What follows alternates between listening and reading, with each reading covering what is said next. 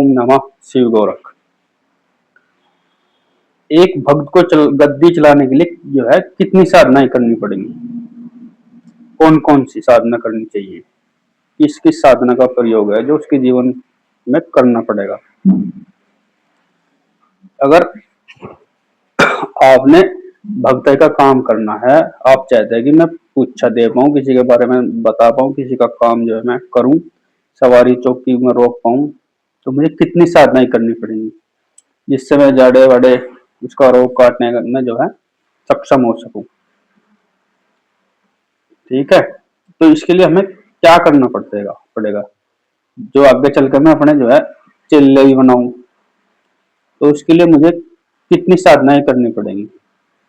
ठीक है, तो अगर आप गद्दी चलाना चाहते हैं, जैसे किसी के यहाँ जो गद्दी है पीढ़ी दर पीढ़ी चलती आ रही है, ठीक है, चाहे वो कुछ भी है, आप जो अगर आपके घर में कोई बुजुर्ग थे, आपके पास पितर हैं जो, वो अगर किसी कारणवश आपको जो है बिना ज्ञान दिए ही संसार को छोड़कर जो है चले गए, गुरु दीक्षा आपको फिर भी लेनी पड़ेगी।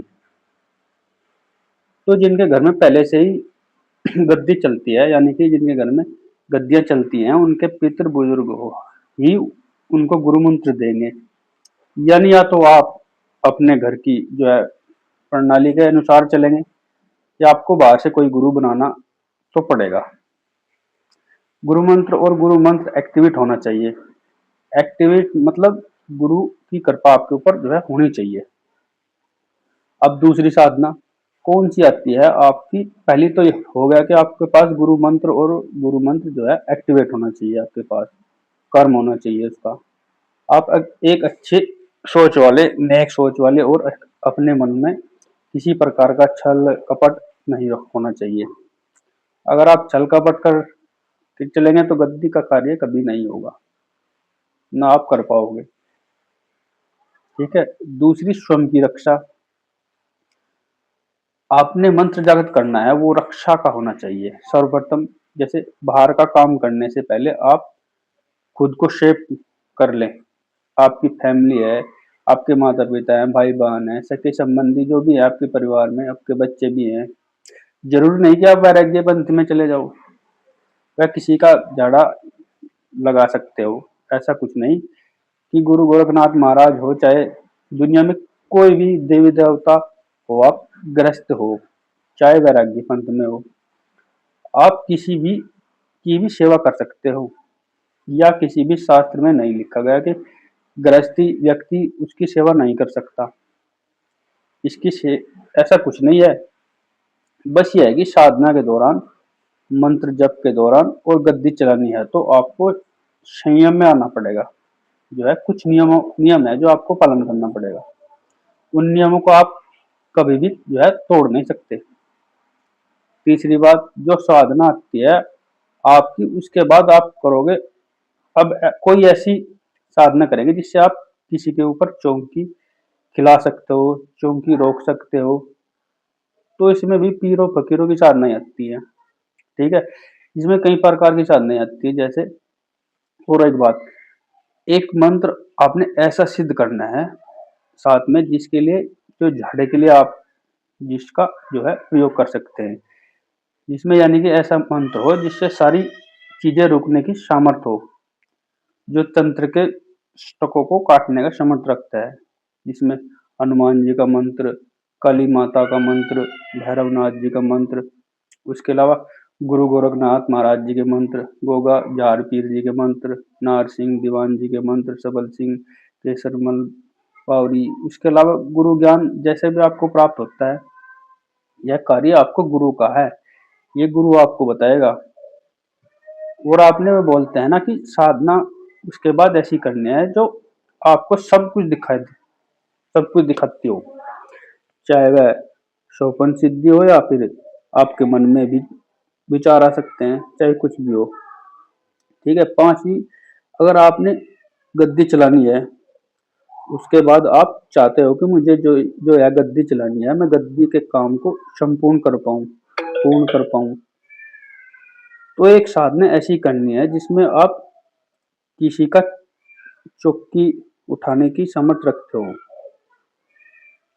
और अपने ऊपर चौकी खिलाने की जो समर्थ रखते हैं, तो ऐसी मंत्र जिससे आपके ऊपर चौकी सवारी खेली जाए, यह सबसे बड़ी गलती। यहाँ सबसे बड़ी गलती एक व्यक्ति है जो भगत होता है, वह सबसे बड़ी गलती क्या करता है। जैसे मैं यहाँ बता रहा हूँ, तो मैं कोई चीज बताता हूँ, मैं परमिशन के साथ बताता हूँ, क्योंकि मुझे ऐसी चीजों के लिए जो है वह परमिशन है मेरे पास। तो मेरे को गुरु महाराज की तरफ से यह सब हो रखा है, अपने प्रचार का काम करना, अपनी सेवा का प्रचार करना। तभी आपको मैं बताता हूँ, ठीक है। तो मैं जो जो भी चीज है वह स्पष्ट रूप में यह मैं लेकर आता हूँ और मैं बता देता हूँ पब्लिक की। मैंने चीजें जो है वह अपने आप के साथ शेयर कर देनी होती है, ठीक है। आपने कभी भी कोई काम कर भी नहीं, फिर भी आपको उसका उत्तर पड़ रहा है। समटाइम ऐसा होता है, कुछ केस आपके पास ऐसे आने होते हैं जिसमें इंफॉर्मेशन आपको 2-3 दिन पहले ही सपनों के माध्यम से जो है मिल जाती है, क्योंकि जो चीज आपको रेंज की होगी वही आप पकड़ पाओगे, जो आपकी रेंज से बाहर होगी वह गुरु महाराज के पास जाएगी। तो गुरु की शक्ति ही वहां से पे काम करती है। हालांकि आप भी उसी गुरु के परिवार के मेंबर हो, ठीक है, लेकिन उसकी इंफॉर्मेशन जो है वो गुरु के पास जाती है पहले। वह आपका गुरु ही आपको बताएगा कि यह काम जो था वह आपकी रेंज से बाहर था। तो यह 5-6 मेन चीजें हैं जो आपको करनी पड़ेंगी। अब यह करने के बाद ही आप पूर्ण और यही ऐसे नहीं कि आप जो है सीरीज में कर लें, ये 6 महीने में सारी साधना निकाल दें, 11 दिन की या 21 दिन के संकल्प लेके, ऐसा कुछ नहीं है। सब सर्वप्रथम जब तक गुरु आज्ञा नहीं होगी, गुरु की जो है दृष्टि नहीं होगी, गुरु आपको इस चीज की परमिशन नहीं देंगे, तब तक नहीं करनी आपको ये चीजें। जब आपके ऊपर लास्ट में चौकी खेली जाती है, तो चौकी खेलने के बाद चाहे वह आपके पितर बुजुर्ग हो, चाहे आपके सेवादार हो, चाहे आपका गद्दी वाला बुजुर्ग हो, चाहे उसके बाद कोई भी देवी देवता आपके पास हो जिसकी सेवा आपने करी, चाहे गुरु के ऊपर कोई पीर पैगंबर आता हो, गुरु ने अब आपको अपने 7 वचन करवाने होते हैं। गुरु वचन करवाता है, यह वचन काटता है। जिस प्रकार से वचन काटने के बाद जो है अब गुरु महाराज ने आपके फिर वह चीज दे दी है, मतलब देनी होती है। जब देवता बोल के जाता है कि मैं आप गद्दी चलाओ, मैं आपके संग संग खड़ा हूँ, मैं आपको बताऊंगा अभी और कार्य भी करूंगा, ठीक है।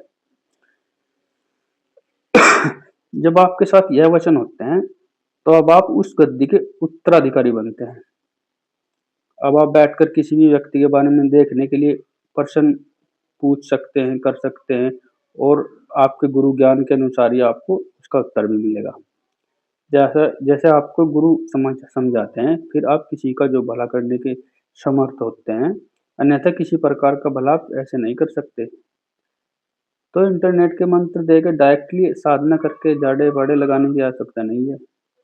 कोई भी तंत्र मंत्र की क्रिया खुद ना कटें। सभी धर्मों का आदर्श स्थान करते हुए व्यक्ति के दाएं दायित्व को धर्म, मेरा काम सिर्फ आप लोगों को जानकारी देना है, ठीक है। मिलते हैं एक और नई जानकारी के साथ, तब तक हर हर महादेव, जय श्री राम। जानकारी अच्छी लगी हो तो वीडियो को शेयर करें, चैनल को सब्सक्राइब करें। हर हर महादेव।